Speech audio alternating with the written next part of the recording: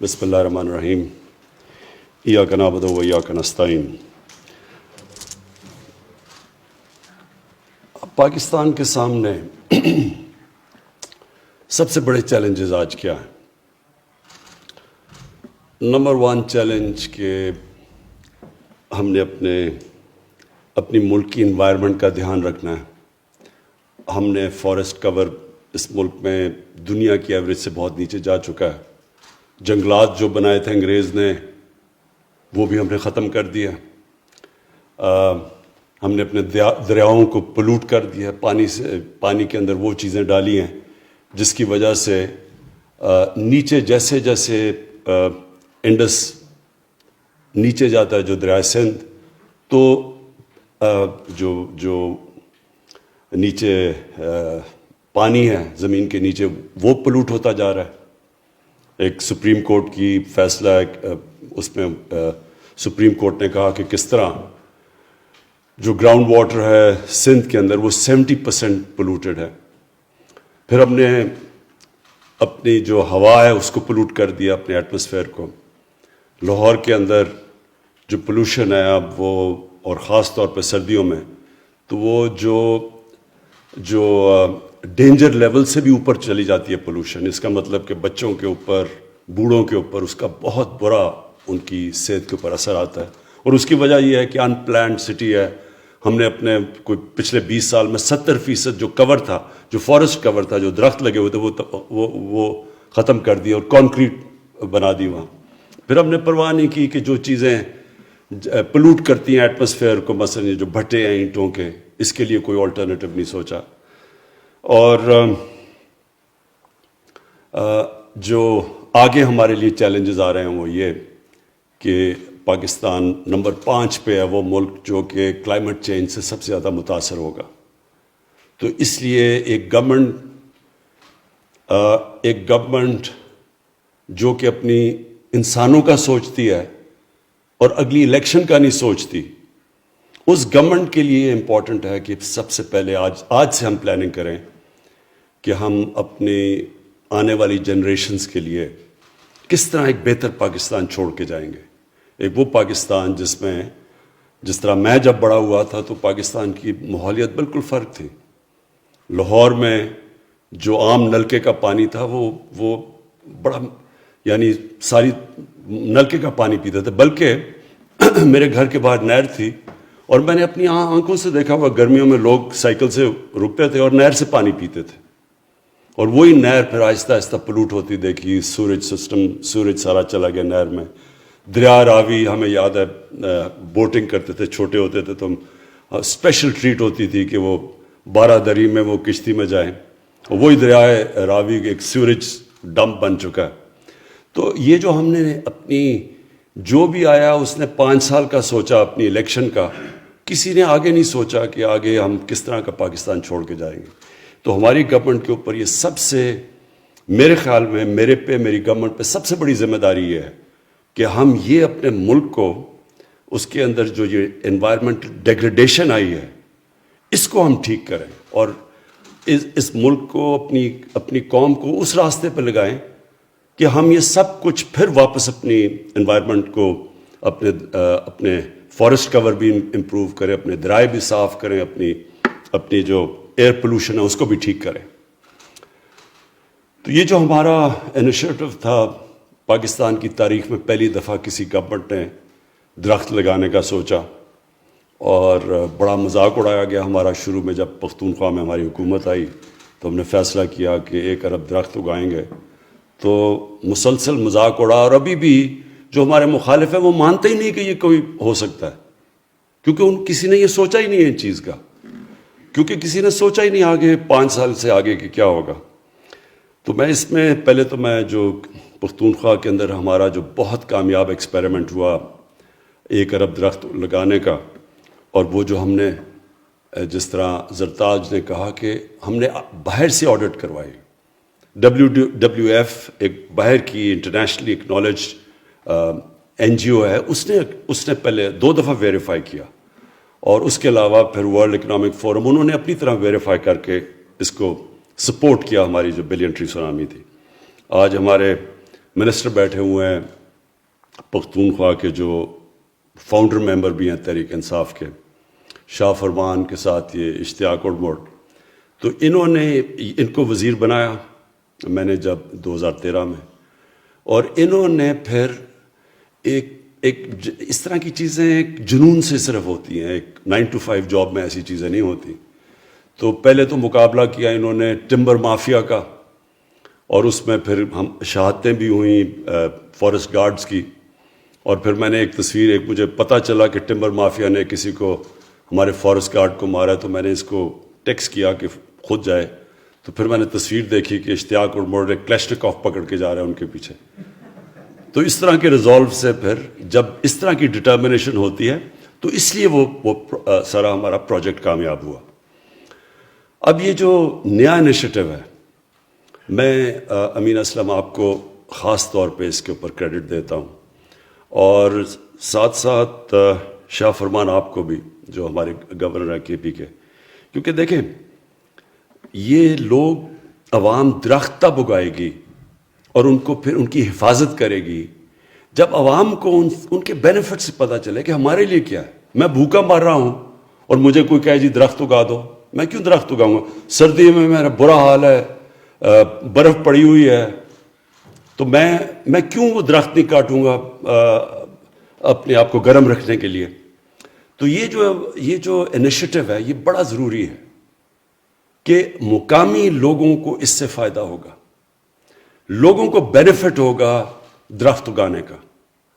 اور یہ جو درخت, یہ جو مثلا ہم نے کندیاں کے اندر یہ بیری کے درخت لگائے, یہ جو بیری کی آئیڈیا تھا یہ دیا تو شاہ فرمان نے مجھے, کیونکہ ان کے علاقے میں جو بیری کا شہد ہے وہ سب سے اچھا سمجھا جاتا ہے, اس کی وہ جمتا نہیں ہے, اس کا کانٹینٹ شوگر کا کم ہے, بینیفٹ زیادہ ہیں.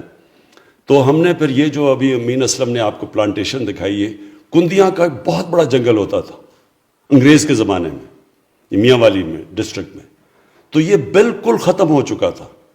ہم نے اپنے پرانے سارے جنگل ختم کر دیے تھے.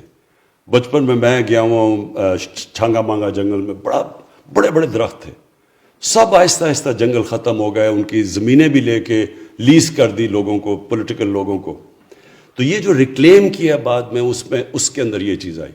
تو یہ جو آئیڈیا تھا کہ ہم اپنے جنگل کو استعمال کریں ہنی پروڈکشن کے لیے, شہد کے لیے, یہ زبردست آئیڈیا اس لیے ہے کہ اس پہ امیجیٹلی لوگوں کو نوکریاں ملیں گی. جب عام لوگوں کو, مقامی لوگوں کو نظر آئے گا کہ ہم پیسہ بھی بنا سکتے ہیں, ہماری روزگار بھی آ سکتا ہے, تو وہ پھر سب سے زیادہ وہ جنگلوں کو پروٹیکٹ کرتے ہیں. تو ایک تو یہ اس کے جو آئیڈیاز آپ نے امین اسلم بتایا کہ اس کی جو ایکسپورٹس ہیں دنیا میں ہماری پاکستان کی بہت ہی کم ہے, حالانکہ ہمارے پاس بڑی ورائٹی ہے, ڈفرینٹ قسم کے مختلف ہنی اس ملک میں آ سکتے ہیں. پہاڑوں میں اور ہیں, یہ جو سیمی ایرڈ ایریا ہے جو جدھر بیری اگتی ہے یہ بالکل اور ہے. اور پھر ہمارے 12, آپ کو پتہ ہے نا پاکستان میں 12 کلائمیٹک زون ہیں. یہ بڑا یونیک ہم بیٹھے ہوئے ہیں کہ اوپر سے لے کے سمندر تک 12 مختلف موسم ہیں. 12 مختلف موسم کا مطلب کہ 12 مختلف قسم کی ہیبیٹیٹ ہے, یعنی مختلف قسم کے پلانٹس اگتے ہیں, درخت اگتے ہیں. ہمارے بڑی ورائٹی ہے اس ملک میں, تو اس لیے شہد بھی ہم مختلف ورائٹی کے بنا سکتے ہیں. اور یہ جو انیشیٹو آپ نے لیا ہے یہ اس لیے زبردست ہے کہ اس میں گورنمنٹ اب مدد کرے گی. کیسے مدد کرے گی؟ اگر ہم کبھی بھی ایکسپورٹ نہیں کر سکتے جب تک کوالٹی کنٹرول نہ ہو. ایکسپورٹ صرف ہوتی کوالٹی کنٹرول پہ ہے. ہمارے پاس اس وقت جو سبزیاں ہیں دنیا میں بہترین سبزیاں ہیں, ہمارا پھل ہے دنیا میں مانا جاتا ہے, لیکن بکتا نہیں ہے کیونکہ کوالٹی کنٹرول نہیں ہے. اب یہ مڈل ایسٹ میں یہاں سے جو سبزیاں اور جو ہم پھل ایکسپورٹ کر سکتے ہیں کوئی مقابلہ نہیں کر سکتا پاکستانی پھل کا. آپ مڈل ایسٹ میں کئی دفعہ سیب کھائیں اور کیلا کھائیں تو اس میں فرق ہی نہیں پتہ چلتا.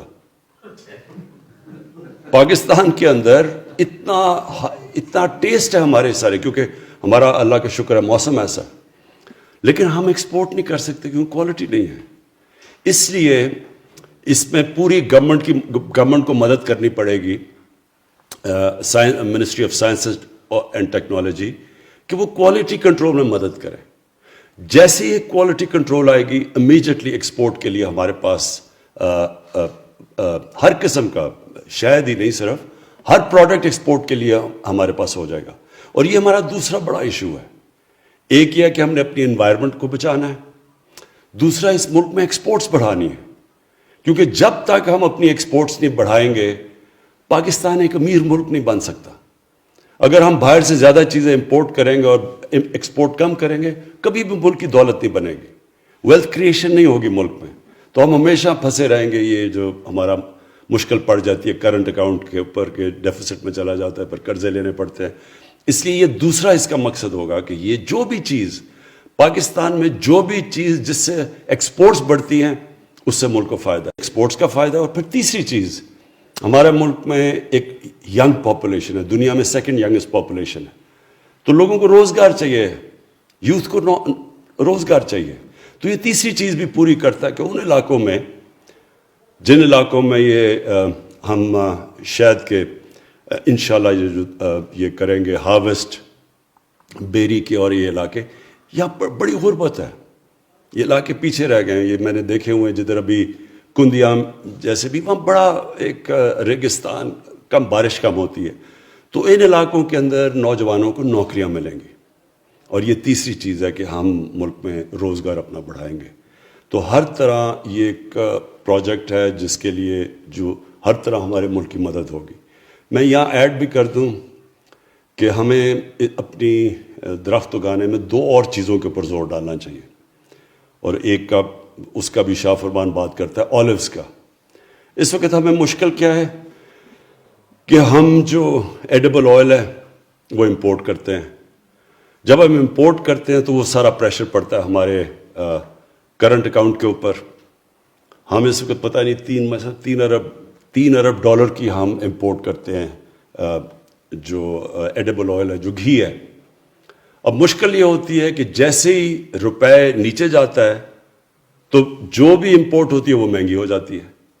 تو اس لیے ہمارا اس وقت جو گھی ہے وہ مہنگا ہو گیا اور وہ عام آدمی استعمال کرتا ہے. تو اگر ہمارے یہ جو بلین ٹری کے اندر، 10 بلین ٹری کے اندر ہم پورا زور لگا دیں آلیو کی پلانٹیشن کے اوپر، میں آپ کو یقین دلاتا ہوں کہ ہمارا یہ مسئلہ ہی حل ہو جائے گا. بلکہ پاکستان ایکسپورٹ کرے گا، ہم آلیو آئل ایکسپورٹ کر سکتے ہیں.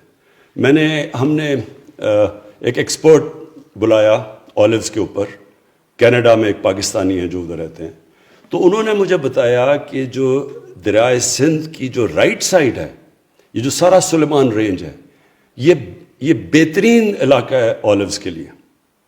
میں نے تو بلکہ اپنے گھر میں آلیوز لگائے ہیں اور 3-4 سال میں آلیوز اگائے ہیں اور زبردست قسم کے آلیوز اگائے ہیں. تو ایک تو یہ آلیوز کے لیے یہ ہمیں بڑا ضروری ہے، اس لیے کہ اس سے ہماری یہ امپورٹ بھی بچ جائے گی ایڈیبل آئل کی، دوسری ہم ایکسپورٹ بھی کر سکیں گے. اور پھر تیسری چیز کہ آلیوز سے جو انکم ہوگی ان سارے علاقوں میں، اور یہ سارے علاقے جب آپ انڈس کی رائٹ سائڈ پہ جاتے ہیں، جو سارے مغربی علاقے ہیں، وہاں سارے بہت زیادہ غربت ہے، وہاں اگتی نہیں ہے وہ چیزیں، نہیں، بارش کم ہوتی ہے. لیکن آلیوز کے لیے بہترین جگہ ہے. اس لیے اس کے اوپر بھی پورا ہم اپنے بلین ٹری کے اندر آلیوز پلانٹیشن کے اوپر بھی پورا زور لگائیں گے. اور ایک آخری چیز، میں نے اپنے گھر میں ایووکاڈوز لگائے ہیں. آپ یقین کریں کہ بہترین ایووکاڈوز اگتے ہیں یہاں پاکستان میں. تو ہمیں اس کے اوپر بھی اب پورا زور لگانا ہے، کیونکہ ایووکاڈو جو ایک تو ساری ویجیٹیبلز کے اندر، سبزیوں میں بہترین، اگر نیوٹریشن پوائنٹ آف ویو سے دیکھیں تو بہترین ویجیٹیبل ہے. دوسرا یہ ویلیو ایڈڈ ہے، یہ بڑا مہنگا بکتا ہے دنیا میں. پہلے تو پاکستان کے اندر یہ فائدہ ہوگا ہمارے لوگوں کو اگر ہم یہ زیادہ پھل اگائے، کیونکہ سارے علاقے میں بڑا اچھا اگتا ہے. اور اس کے اوپر بھی ہم اپنی بلین ٹری کے اوپر، اس ایووکاڈوز کے اوپر بھی زور ڈالیں گے.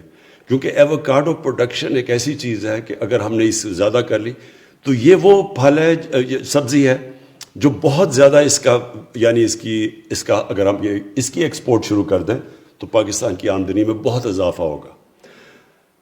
آخر میں پھر امین اسلم آپ کو اور آپ کی منسٹری کو یہ جس طرف جو آپ کر رہے ہیں اس کی مبارک دیتا ہوں، خراج تحسین پیش کرتا ہوں، کیونکہ یہ جو سب سے بڑا اپنے آنے والی جنریشنز کے لیے ہم جو کام کرنے جا رہے ہیں کہ اگر اولوز بھی اگتے ہیں تو آنے والی جنریشنز کو اس سے بہت فائدہ ہوگا، لیکن جو اپنی ماحولیات ہم نے ٹھیک کرنی ہے، جو ہم نے اپنی یہ جو ہم نے بے دردی سے اپنے دریاؤں کو اور اپنی ہوا کو، اپنی ایئر پولوشن جانے دیا اور سوچا نہیں، پلاننگ کے بغیر شہروں کو پھیلتے جا رہے ہیں، شہر کوئی پلاننگ نہیں ہے۔